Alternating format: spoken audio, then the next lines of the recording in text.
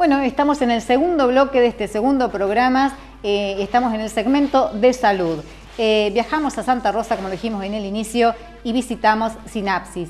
Sinapsis es el centro de salud neurológico del prestigioso médico Eduardo Kohler, es médico neurólogo, reconocido no solamente a nivel provincial, sino nacional, y está continuamente viajando al exterior para traer lo mejor en cuanto a tratamiento para su especialidad.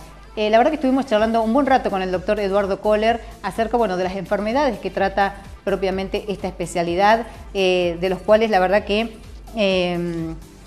estas enfermedades, como el Alzheimer, el Parkinson, la epilepsia y demás patologías, fue una nota extensa e imperdible que la verdad que, vuelvo a decir, como fue un poquito extensa, la fraccionamos en 3 partes y el día de hoy presentamos la primera parte.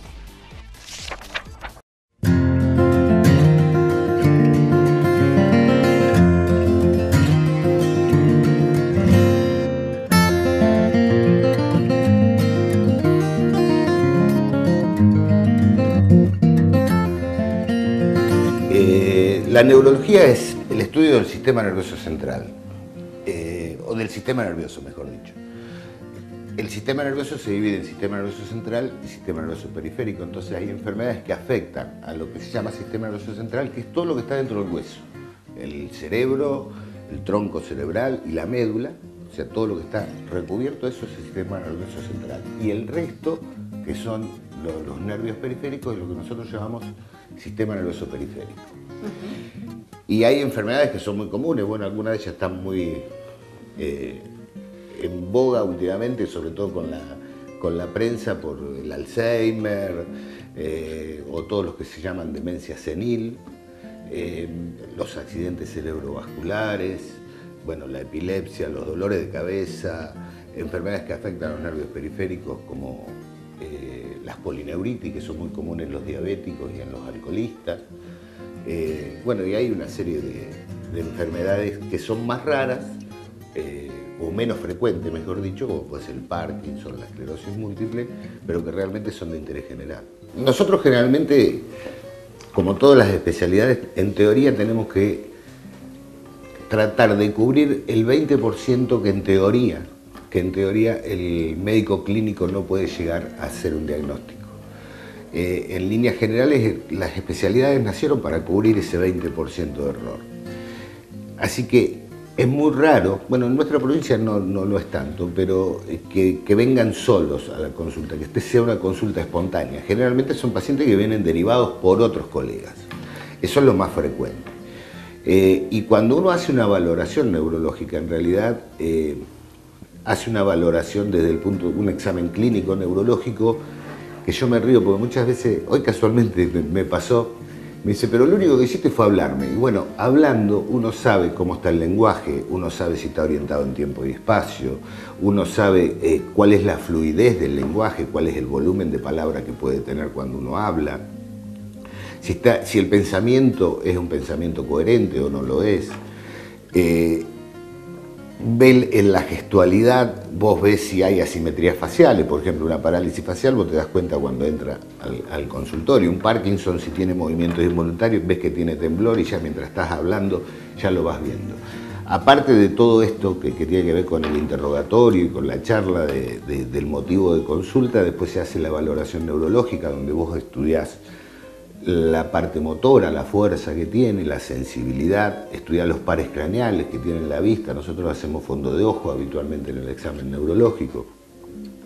Estudiamos la parte cognitiva, entonces, que no tiene que ver con sumar, restar y si es culto o no es culto, porque la parte cognitiva la tiene hasta el analfabeto. Uno evalúa el pensamiento, lo que se llama el pensamiento abstracto, que es la capacidad de ver cuál es la consecuencia de algo.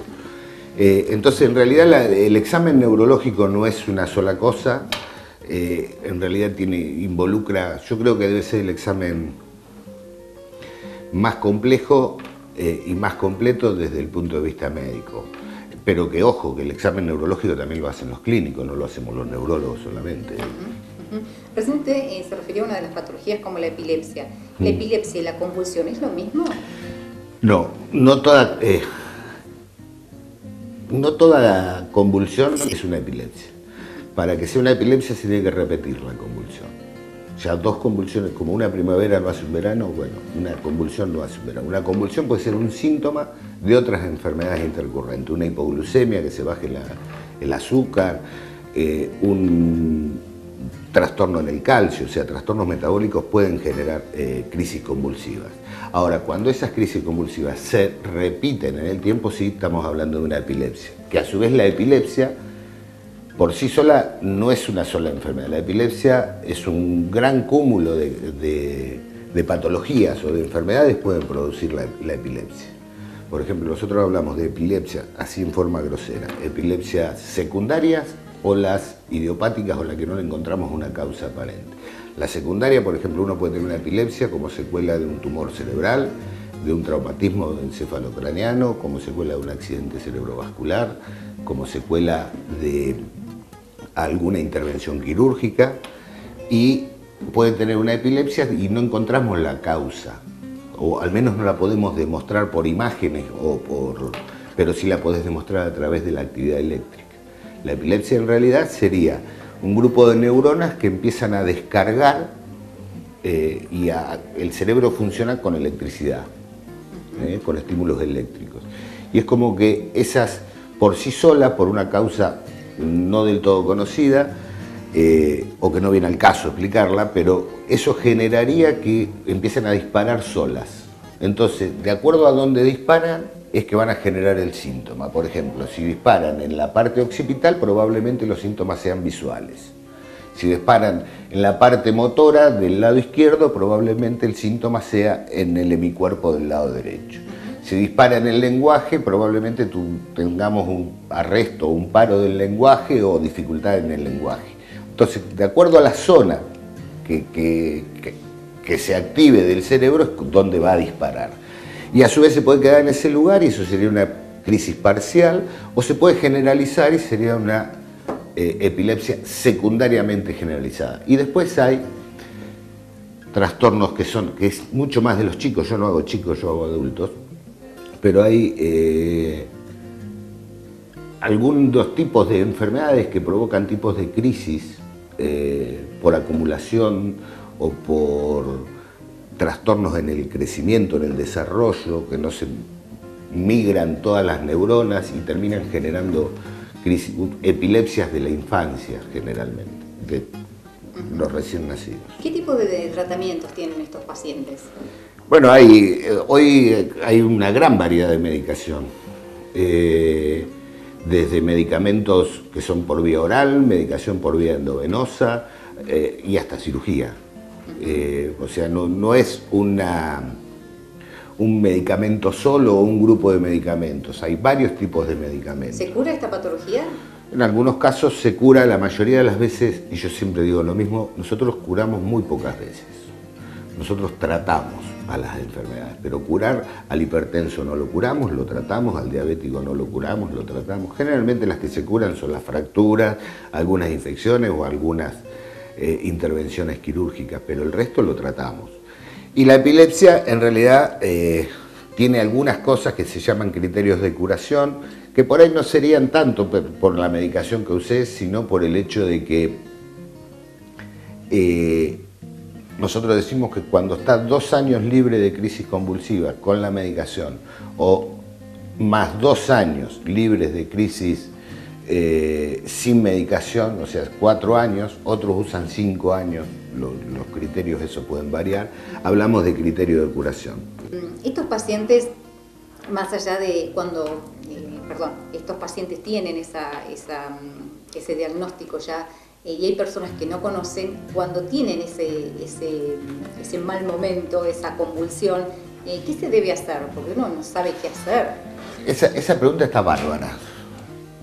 La verdad es que lo que uno, la mayoría de las veces tiene que hacer, evitar que se golpee.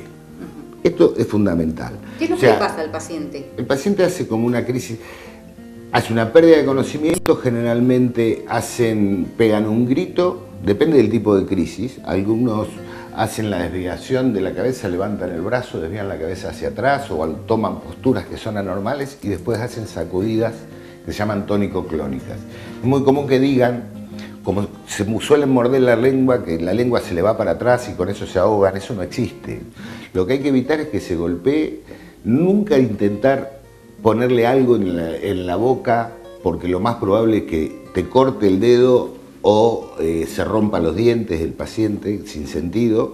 Lo que sí hay que hacer es evitar que se golpee, dejarlo de costado, porque es muy común que aparezcan vómitos después de una crisis convulsiva, y evitar que se aspire, eso sí, entonces dejarlo de costado. Una crisis convulsiva, aunque parezca que dura un siglo, en realidad no dura más de 3 minutos. Hay que llamar al médico urgente. Es muy común que les coloquen Valium intramuscular, eso no sirve. Hay que colocarle, para cortar la crisis, hay que colocarle Valium endovenoso. Entonces hay que llamar a un sistema de emergencia para eso, porque es muy raro que incluso el médico en su domicilio lo tenga, con lo cual creo que no hay que perder el tiempo y lo que hay que hacer es llamar